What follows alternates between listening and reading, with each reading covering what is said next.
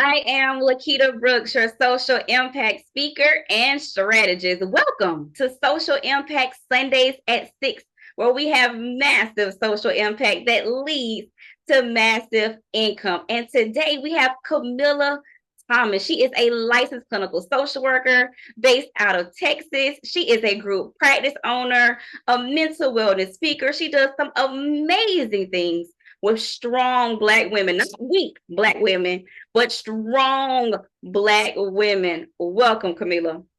Thank you so much, Lakita, for the invitation today. I'm super excited to be a part of the social work movement podcast. Thank you. I appreciate you because if it wasn't for people like you or social workers like you, then we wouldn't even have anything to discuss. So I appreciate you. So let's get into it. So tell me what inspired your decision, or maybe as I would say in your world, spiritual led, to go into social work. I'm so glad you mentioned the spirituality because my journey definitely was that of a faith walk. I initially wanted to be an attorney, and unfortunately, I allowed fear to kind of divert me from that path. But I've always been curious about how the mind worked, and so um, I got into the field as a juvenile justice probation officer, and I think that first experience really taught me about the psychosocial stresses that people have sometimes that lead them to make unfortunate decisions. And so from there, I really wanted to be less in a punitive role and to be more in a helping role. And so I was thinking about a master's program, whether that was going to be a master's in public health, public administration. And then I had a couple colleagues who were like, let's just explore social work. Because I'll be honest, at that time, the only thing that I knew about social work was child protective services. And I knew for sure that that was not the environment that I wanted to be in. And so, after a little bit of research and really just being able to see the variety of opportunities career wise that were available, that was the route that I took. And in full transparency, I said, I'll into the social work field, but I don't know about the clinical route. Maybe let me just get into administration and leadership and management.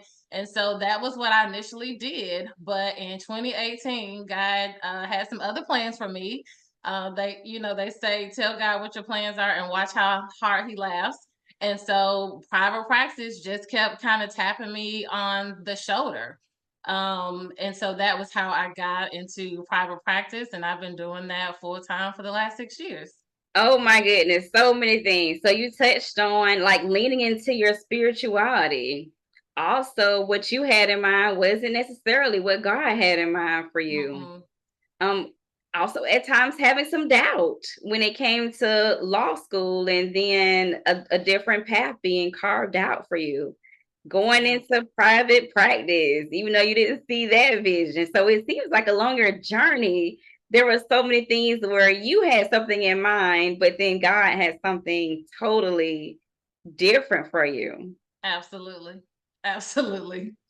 And even you mentioned that one narrative, like, oh my goodness, all you knew about social work was child welfare. And I think the world, or even some social workers themselves, that's all Yeah. they think social workers do. So, what are some of those other narratives that you just want to dismantle, get rid of, say goodbye, good riddance forever?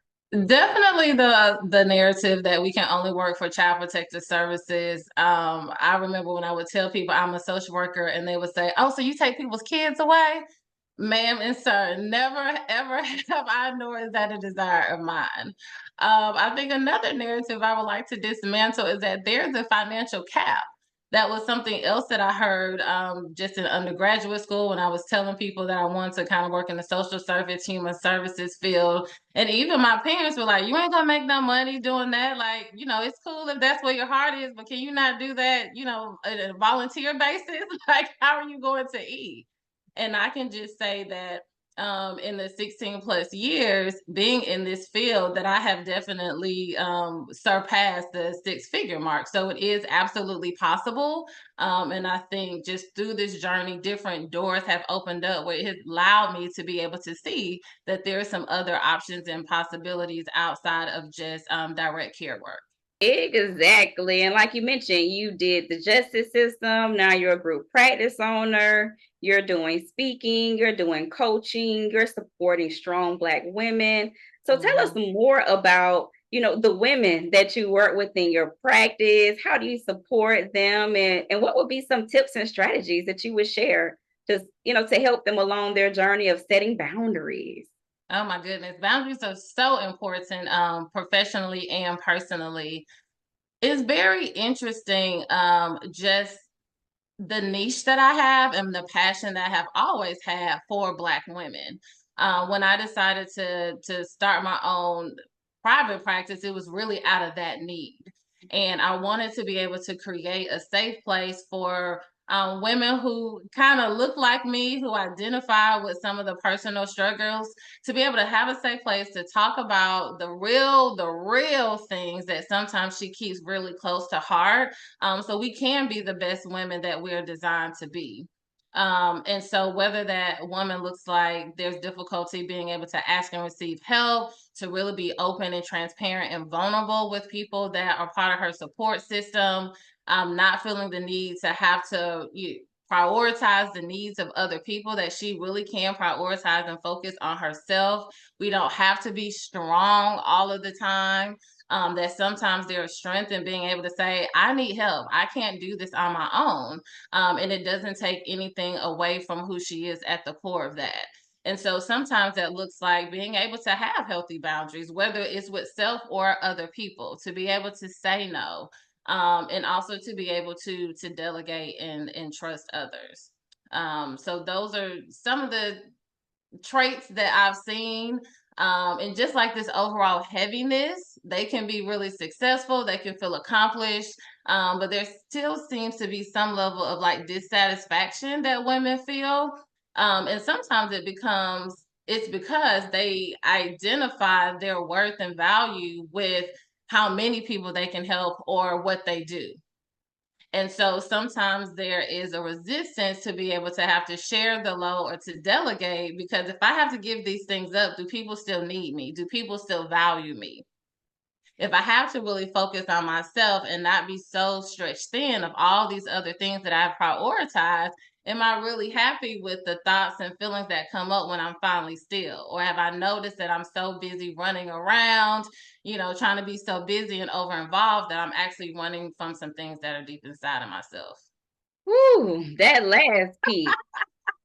Like, am I being the busybody to escape what's really bothering me, to Hmm. escape what I really desire? That's a lot. Yeah, sometimes we got to be still. And that's something that I can say that I've personally gotten better at. I haven't raised just to be a busybody, and being able to do all of the things, sometimes just slowing down, to really assess what's working, what's not. The goals that I have, are they really mine or their projection of someone else's? And I think just being in entrepreneurship, really understanding what the freedom of time and money and choice look like. So now I get to decide what my rate is. Now I get to decide who I want to work with or who I don't. Now I get to decide the certain environments that I choose to put myself in. The power of choice is so powerful and it is priceless. How can strong Black women reach out to you? Definitely my website. They can go to www.kbtcounseling.com. They can give us a call at 346-800-7543. And we also can be found on both Instagram and Facebook at KBT Counseling as well. Lovely. So tell me more about what's next for you. I know you're talking about doing some speaking and some other stuff. Let us know. Yeah, so in addition to having the group practice, KBT Counseling Consulting, I also am the CEO of Boss Up Wellness, which is a coaching and speaking business that I created probably about 3 years ago. And so under that business, I have done some private practice coaching for therapists who either want to start their own private practice or scale their existing solo practice to a group. And then I also love different speaking engagements. And so whether that is corporate wellness whether it's on women empowerment, just overall mental wellness. Speaking is my jam, and I love being able just to show up, to drop my gems, to really be able to connect and show up just more authentically in a different way. To talk, to get real nitty gritty and talk real talk for that long term motivational and transformational change.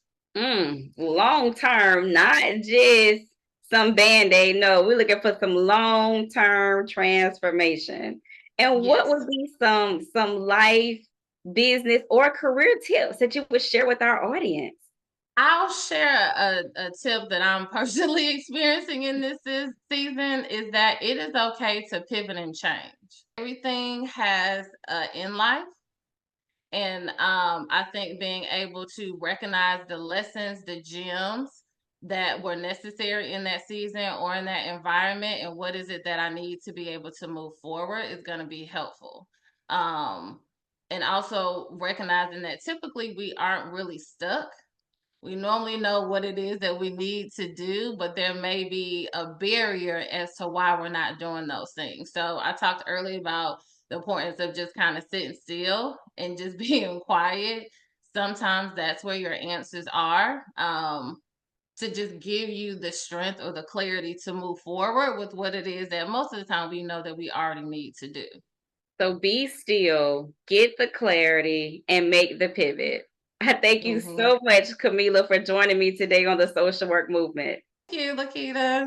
All right. Well, I am Lakita Brooks, your social impact speaker and strategist for Social Impact Sundays at 6. So thank you for joining us today, and make sure you go to the socialworkmovement.com to get support or to support.